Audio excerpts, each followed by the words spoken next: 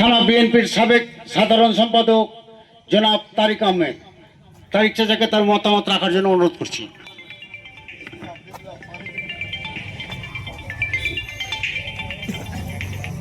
বিসমিল্লাহির রহমানির রহিম।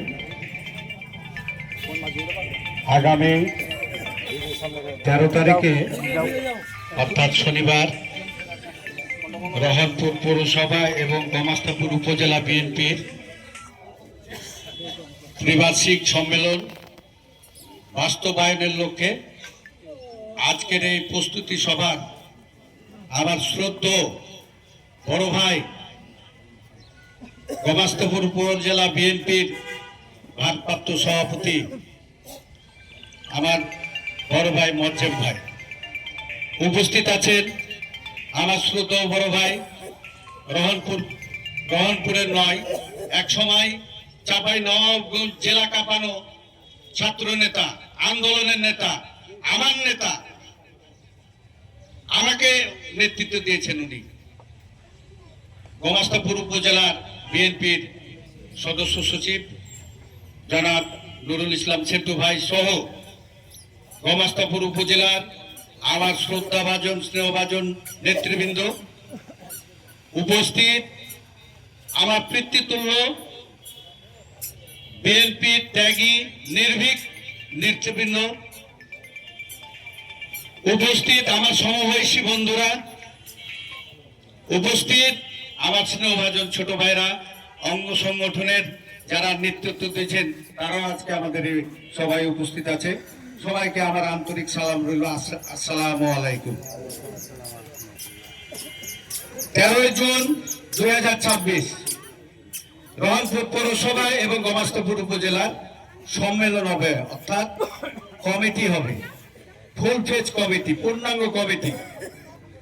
এই পূর্ণাঙ্গ কমিটি করার দিন আমরা এখানে একটা ব্যাপক এই যে যা আছে সব পরিষ্কার করে এখানে আমরা আয়োজন করবে। এই আয়োজনটি যাতে ভালো হয় এবং আনন্দমুখর হয় এবং শান্তিপূর্ণ হয়, সৌন্দর্যপূর্ণ হয়, এই প্রত্যাশা আমাদের সকলেরই থাকা উচিত। ভাইরা আমার, ব্যাপার হলো যে আজকে আমি একটা কথা বলবো, স্পষ্ট কথা একটা বলবো, সেটি হলো যে আমরা যারা নিজেকে বিএনপি দাবি করব, বিএনপি দাবি করে কেউ ইউনিয়ন পরিষদের চেয়ারম্যানের ভোট করব, কেউ উপজেলা চেয়ারম্যানের ভোট করব, কেউ পৌরসভার মেয়রের ভোট করব, কেউ এমপির ভোট করব, বিএনপি দাবি করে ভোট করব, তাহলে বিএনপির কমিটির সাথে থেকে আপনাকে রাজনীতি করতে হবে। ঠিক না? ঠিক না? আপনি যেই হন না কেন, আপনারা যেই হন না কেন, কমিটির সাথে থেকে রাজনীতি করতে হবে। আজকে স্পষ্টভাবে একটা কথা বলতে চাইছি, সেটা হলো যে আমাদের মাননীয় সাবেক এমপি জনাব আলহাজ আমিনুল ইসলাম, উনিও যদি মনে করেন যে আগামী দিনে রাজনীতি করব, আপনাকে আমাদের এই কমিটির সাথে থেকে আপনাকে রাজনীতি করতে হবে। ঠিক না? ঠিক না ভাই? আপনি জেলা কমিটি করবেন তো করেন, কোনো সমস্যা নাই, কোনো সমস্যা নাই, কারণ আপনি জেলা কমিটি করে নিয়ে আসবেন, আপনার সাথে থেকেই আমরা রাজনীতি করব। ঠিক না? ঠিক না ভাই? কিন্তু আজকে যারা দায়িত্বে আছে, যারা পরিচালনা করছে, তাদেরকে নিয়ে যদি আজকে তাদের তো দোষ ত্রুটি যেটা আছে সেটা তো অনেক কিছুই আছে, যেগুলো ওপেন বলা ঠিক হবে না। তবে কমিটি যদি তাদের পক্ষে থাকতো, কমিটির লোকজনগুলো প্রতিটা সিটে যদি সক্রিয় থাকতো বা তাদেরকে নিয়ে যদি ভোট করতেন, তাহলে আমাদের এই 3টা সিট ফেল করতো না। নাকি না? ঠিক না? ঠিক না? অতএব আমরা যে হই না কেন, সংগঠনের মধ্যে থেকে আমাদেরকে রাজনীতি করতে হবে। সংগঠন, আমি দেখেন এতদিন ধরে রাজনীতি করে আসছি। আপনার এই যে আন্দোলন গেল, আন্দোলনের সময় আমি একবার থানা কমিটির সাথে বসলাম, আলোচনা করে এক জায়গাতে হইলাম। যাক, পরবর্তীতে আবার যাই হলো, তারপরে জেলা কমিটির সাথে থেকে আন্দোলনগুলো করার চেষ্টা করেছি, কিন্তু কমিটির সাথে, বিএনপির বাইরে না। ঠিক না? তাহলে আমরা যে যাই হই না কেন, আমাদেরকে দলের মধ্যে থেকে রাজনীতি করতে হবে। তো আজকে আমি একটা কথা বলবো, আপনাদেরকে অনুরোধ করব, যেহেতু 13 তারিখ সম্মেলন, এই সম্মেলনটাকে আমরাকে কিন্তু বাস্তবায়ন করতে হবে, অত্যন্ত জাঁকজমক করতে হবে। এই জন্যে একে লিব না, ওকে লিব না, ওকে লিব না, ওকে দরকার নাই, এই কথাগুলো দয়া করে আপনারা বলিয়েন না। নাকি যা ভুল বলছি আমি? সবাইকে নিয়ে যদি আমরা রাজনীতি করতে পারি, তাহলে সব জায়গাতে আমাদের সফলতা আসবে। ঠিক না? তো এখন আমি সম্মেলন সফল করার জন্য অনেকের সাথে আমাদের এখনো যোগাযোগ নাই, বা অনেকে আছে নিষ্ক্রিয় অবস্থায় আছে আমাদের কারণে, আমাদের কোন্দলের কারণে।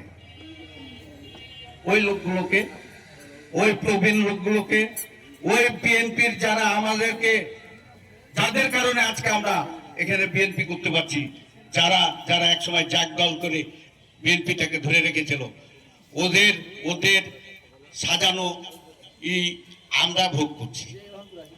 তো ওই মানুষগুলোকে খুঁজে আমাদেরকে সেদিন কষ্ট করে হলেও আমাদেরকে এই মিটিং এ হাজির করতে হবে। বিভিন্ন ইউনিয়নের যারা নেতৃবৃন্দ এখানে উপস্থিত আছেন, ওনাদের কাছে আমার বিনীত অনুরোধ, আপনারা প্রতিটা ইউনিয়নে আপনারা নিজেরা আলাদা করে মিটিং করেন। 13 তারিখ কিন্তু অনেক সময়, 13 তারিখ অনেক সময়, আজকে বোধহয় 5 তারিখ না 6 তারিখ, 5 তারিখ আজকে, তাহলে অনেক সময়। আপনারা সবাই মিলে আন্তরিকভাবে আমাদের ওই পুরাতন লোকগুলো সহ যারা আমাদের কাছ থেকে এখনো দূরে আছে, হয়তো সক্রিয় অন্য জায়গায় আছে কিন্তু বিএনপির সাথে নাই, সেই লোকগুলোকে ঐক্যবদ্ধ করার চেষ্টা করবেন এবং সেই দিনকার সেই সম্মেলনে আপনারা হাজির করার চেষ্টা করবেন। আমার অনুরোধ থাকলো, করজোরে অনুরোধ থাকলো প্রত্যেকটা নেতৃবৃন্দের প্রতি। আর আমি পরিশেষে একটা কথা বলবো, সেটা হলো যে আমি রাজনীতি করেছি দীর্ঘদিন থেকে, ছোট থেকে রাজনীতি করেছি। আমি পৌরসভার মেয়রের দায়িত্ব পালন করেছি 5 বছর।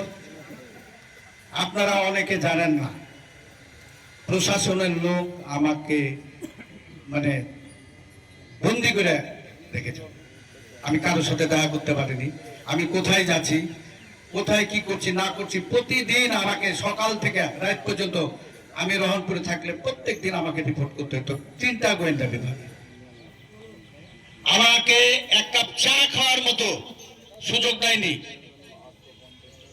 কোন হোটেলে বসে যে 5টা কর্মীকে নিয়ে কি বলে যে চা খাবো বা কোনো জায়গায় একটু মিটিং করব, এই সুযোগ আমাকে দেওয়া হয়নি।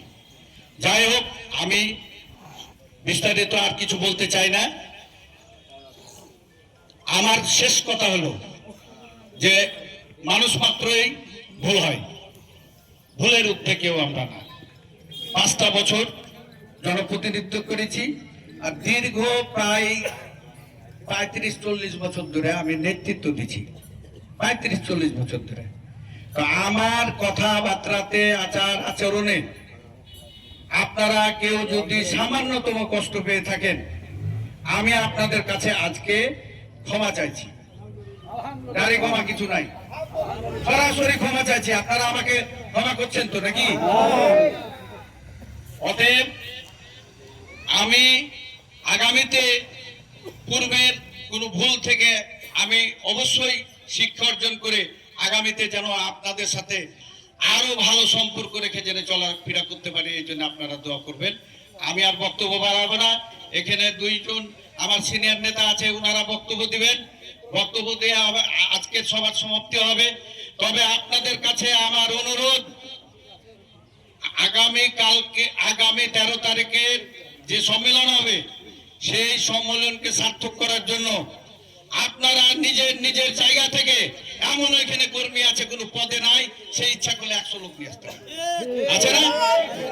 তো আমি আপনাদেরকে বলছি, প্রস্তাব রাখছি, আপনারা সবাই স্ব জায়গা থেকে আপনারা মানে আমাদের নেতা কর্মীদেরকে নিয়ে হাজির হবেন।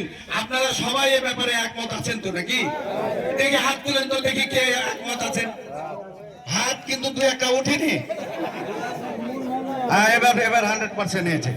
তো যাই হোক, সবাইকে ধন্যবাদ জানিয়ে সবার সুস্বাস্থ্য কামনা করে আমি আমার বক্তব্য শেষ করছি। খোদা হাফেজ। বাংলাদেশ জিন্দাবাদ, বাংলাদেশ জাতীয়তাবাদী দল জিন্দাবাদ, শহীদ জিয়া অমর হোক, বেগম খালেদা জিয়া অমর হোক, তারেক রহমান জিন্দাবাদ। আসসালামু আলাইকুম।